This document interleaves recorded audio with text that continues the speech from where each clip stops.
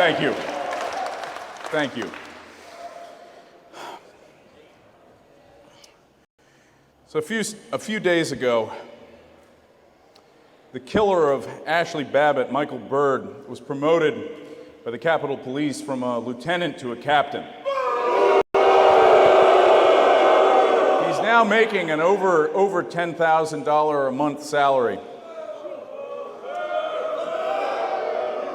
And as we speak, as we're here tonight, folks who marched carrying the tiki torches at Charlottesville 6 years ago are being rounded up and hauled back there, hauled into court 6 years after the fact for carrying torches, like the Statue of Liberty. I'm serious. It's like the Statue of Liberty. That's what they did. They carried a torch.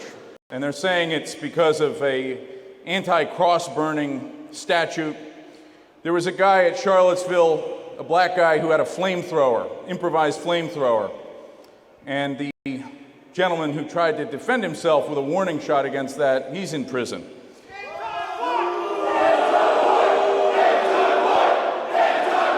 That's right. That's exactly right. This is an anti-white tyranny that we're living in, and it's showing no signs of abating. Now, every founding member of the National Justice Party was present there at the Unite the Right rally in August of 2017. I'm actually involved in a lawsuit. I'm still suing the Governor, Terry McAuliffe, and the Virginia State Police. But don't cheer too loudly. It was dismissed by Judge Moon. We're appealing to the Fourth Circuit, but I'll be honest with you guys, it looks grim. It's going to be a tough uphill battle. They're actually making the argument that it was not a violation of my First Amendment rights because the enforcement of the dispersal order was content or viewpoint neutral, meaning they didn't discriminate based on viewpoint. Anyone who was there that day knows what a laugh that is.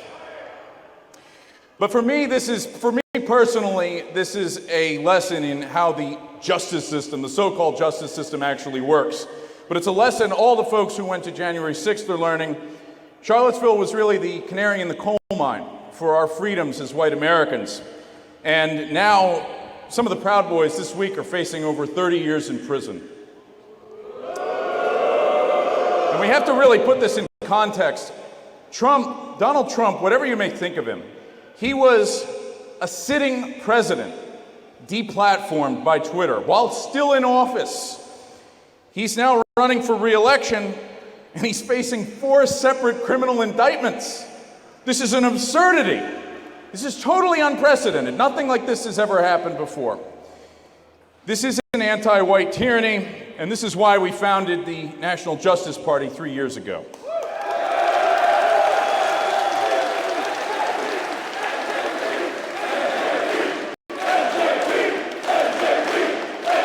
And I'm proud to say that this year, 2023, was our breakout year for activism.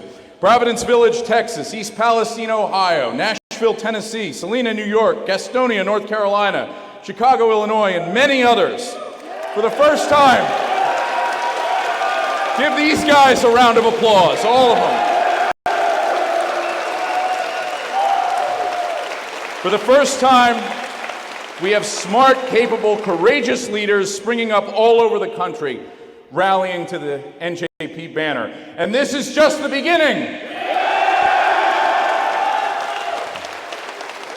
You guys all know that line, famous line by John Steinbeck in The Grapes of Wrath, wherever there's a cop beating up a guy, I'll be there. That's what I want the NJP to become. Wherever there's an anti-white hate crime, a double standard being covered up, we'll be there. Wherever there's a mentally ill freak trying to sexually abuse children, we'll be there.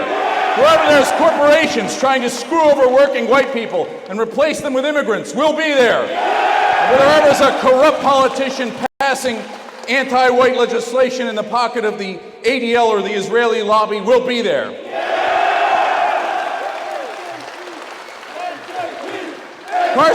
Carson touched on this in his remarks, but since the 1960s, there hasn't really been a white protest movement like this. There have been protest movements, but the culture of white men going out on the picket line and protesting is something we haven't really seen in this country since the 1960s. They ignore us, of course, they bury the news stories, they cover it up, they censor us. Don't let anybody tell you otherwise. We are, in fact, the most censored people on the internet. We're the most canceled. If you're against cancel culture, well then bring the NJP back to Facebook, back to YouTube, back to Twitter, or X, or whatever Elon Musk is calling it these days. The National Justice Party is the litmus test for whether or not you're against cancel culture. Now, a friend of mine, a very good friend of mine, was going to make it here today and he couldn't make it.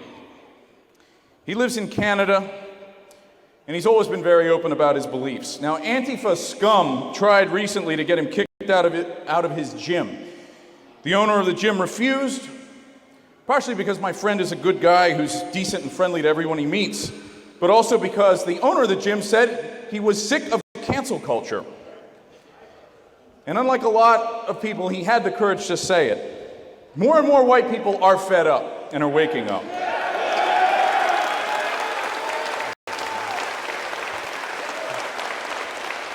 But my friend is not here with us today. He tried to make it, but the US government told him at the border, refused admission to the United States.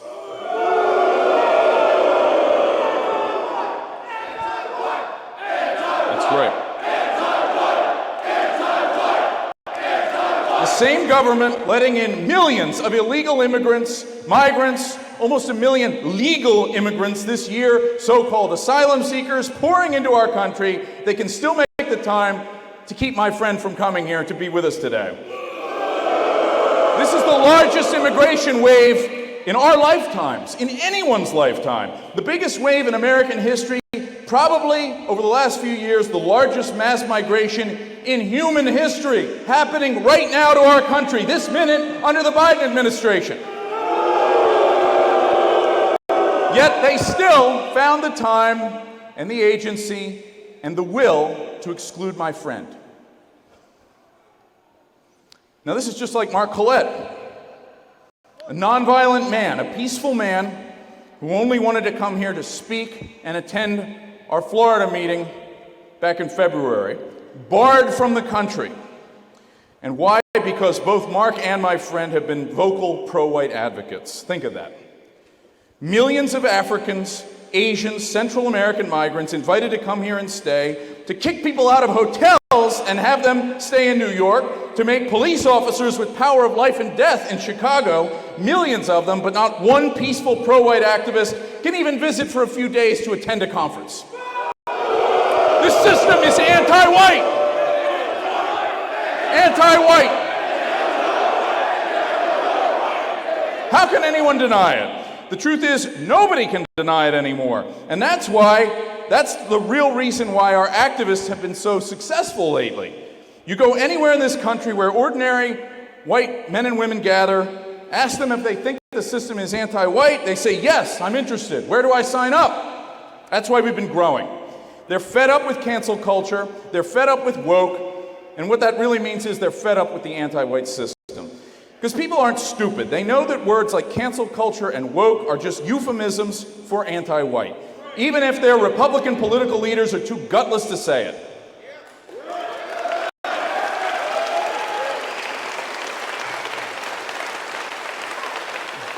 So let's say you're one of those people. Maybe you heard about the National Justice Party for the first time this year. Maybe someone handed you a pamphlet. Maybe you saw a sticker. Maybe you heard about us on Rachel Maddow. Maybe you've seen our platform. You agree with most of it, but you want to know more about us. Maybe you've heard us described with words like racist, white supremacist, or virulently anti-Semitic. Well, one thing we are not is we're not conservatives and we're not Republicans.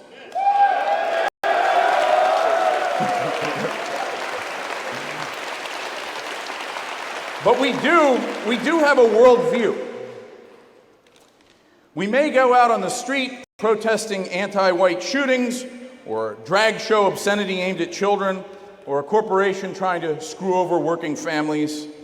But we're not just going out there for single issues, we're going out there as representatives of a worldview. In the first place, we're nationalists, and I mean blood and soil nationalists. We reject Joe Biden's pronouncement that America is an idea. It's a land and it's a people. We reject that there can be any other definition of a nation. A country may be a territory with a population, a collection of individuals living inside a line drawn up on a map, but not a nation. White Americans are a nation. But this republic, the United States of America, if it was once synonymous with our white American nation, it really isn't anymore. We live in a country that is not our nation, and in many ways is against our nation. And it's really not even a country, it's an empire, and in many ways this empire is our nation's greatest enemy. Now we sometimes use a term, we call it ZOG, which is short for Zionist Occupied Government.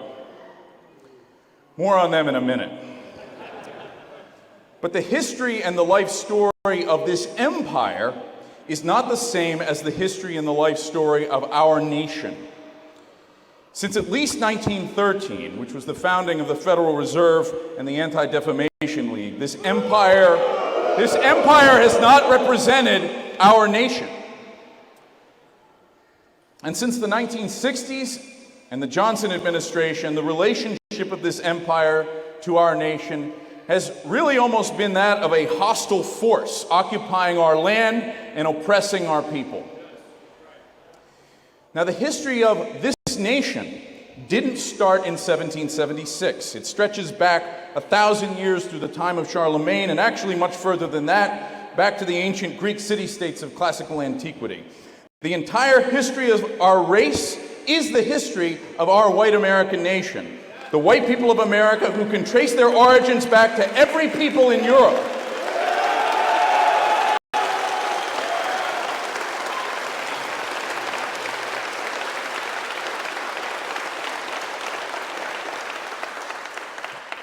Now, as nationalists, we are not tied down to any economic model. We reject capitalism as well as communism. We take a third position. In economics, we are for whatever works, whatever is best for our people. We supposedly fought a Cold War so we wouldn't have to sacrifice our people and our land to international communism. We're certainly not going to sacrifice our land and our people to international capitalism. Our people do not exist to serve an economy or an economic model. We believe in the principle, the people don't exist to serve the economy exists to serve the people.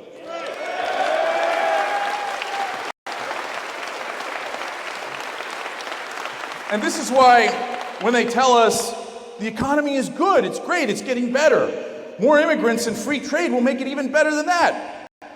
And we look around and we see our people suffering. We say, no, the economy is not so good, and it has to be brought back in line with the long-term interests of our people and our land. White strike.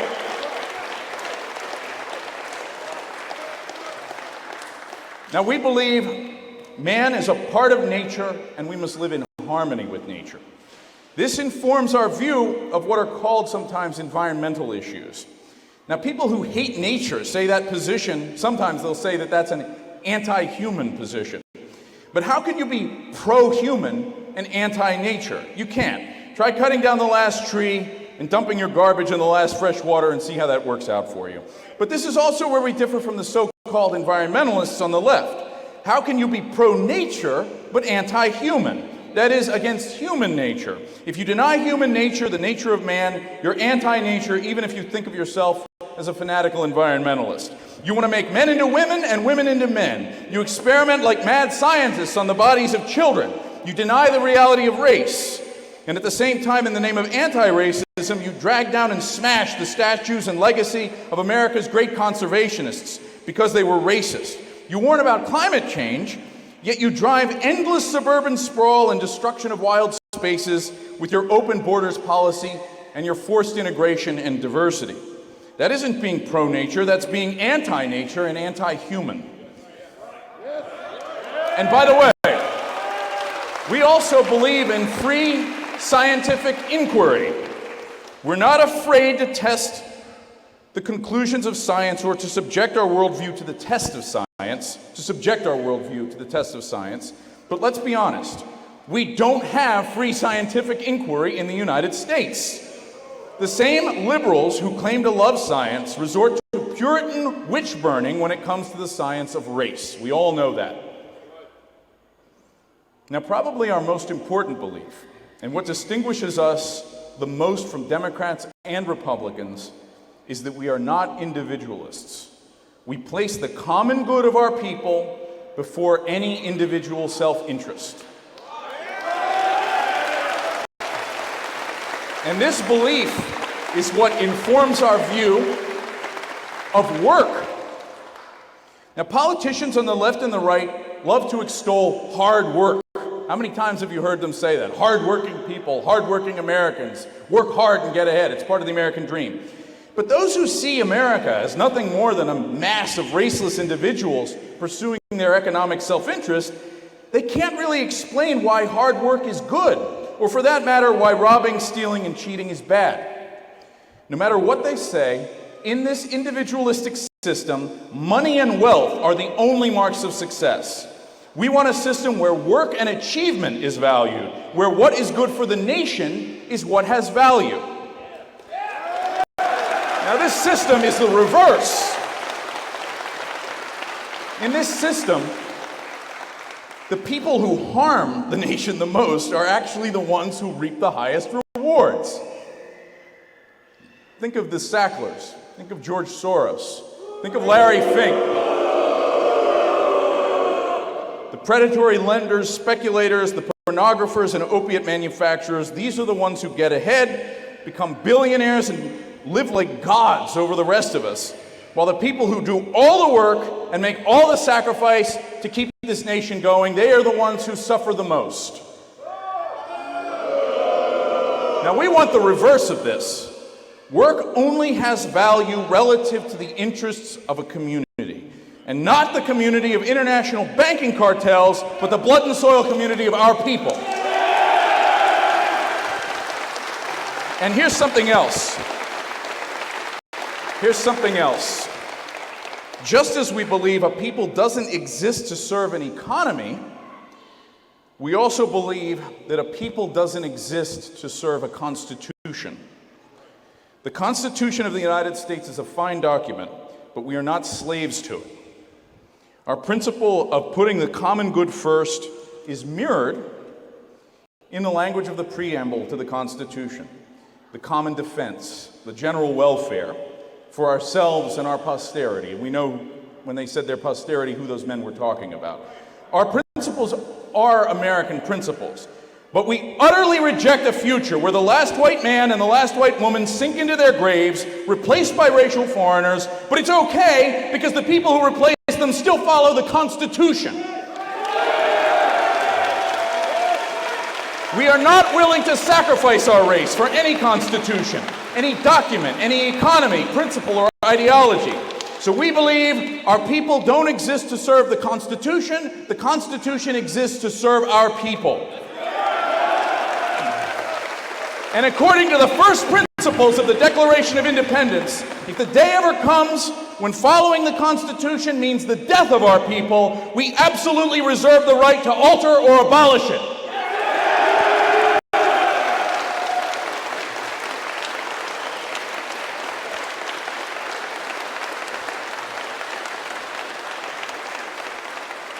Now, some might say to me, Warren, that's all well and good, but what about all the non-whites living in this country now? Well, that's right there in our party platform. We respect the rights of historic minorities living in the United States. For the recent immigrants, most of them, many of them, we want peaceful repatriation, and it can be done. We don't want to oppress or exploit anyone. That isn't in spite of our worldview, it follows from our worldview. Now, you're going to hear the term on the left, racial justice. In practice, this almost always means injustice for whites. But actually, we do believe in racial justice. But that means racial justice for our people also. If racial justice applies to every race except white people, then it's not racial justice. No justice, no peace. We want to get along with everyone, but not at the expense of our rights, and certainly not at the expense of our existence. And unless other people are willing to show us the respect with which they expect to be treated, we're not just going to lie down and keep taking it. Now, that's what they mean when they call us white supremacists. Any white person who isn't willing to just lie down and take it, to become the punching bag of the world, they call a white supremacist. We reject that. Standing up for yourself and having self-respect is not white supremacy.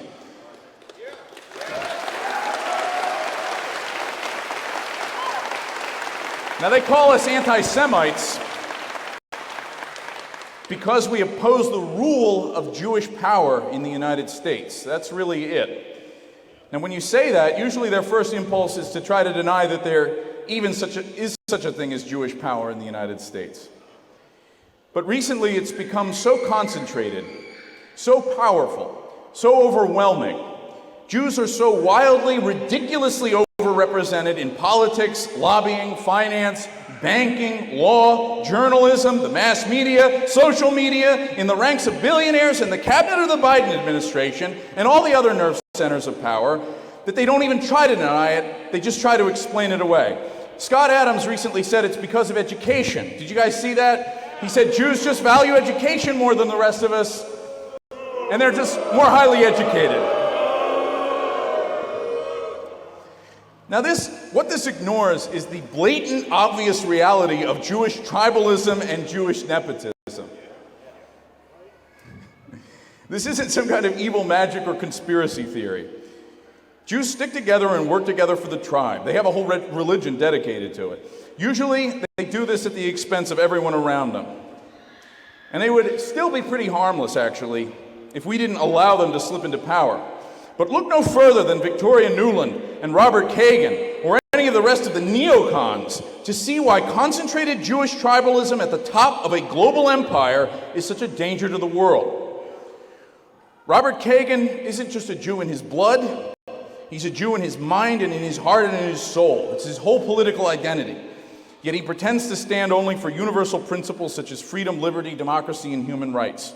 It doesn't take a genius to see that if one group practices intense tribalism and nepotism, while all the people around them think of themselves only as individuals and individualists, the tribe is going to have the advantage. Now, is that virulent anti-Semitism? It's common sense.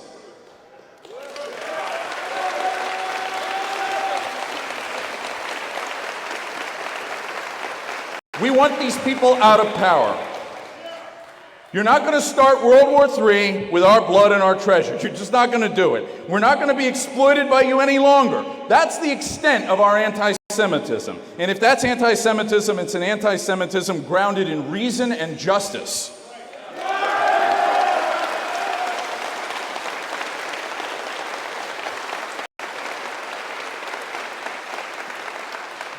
Now, what I've said to you guys tonight, most Americans never get to hear this point of view.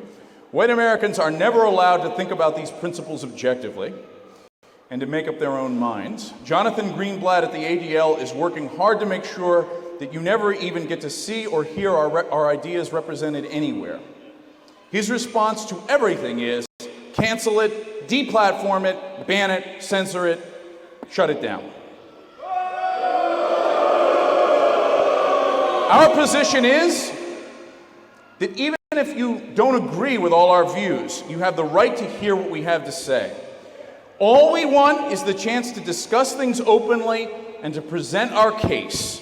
If you don't like us, you've got to be able to stand there and tell us why we're wrong. Their whole position is, our free speech is violence, and their violence is free speech. Our position is, speech is speech, and violence is violence. And we're going to keep on using our free speech to reach our people, and you're not going to use violence to shut us down. Thank you very much.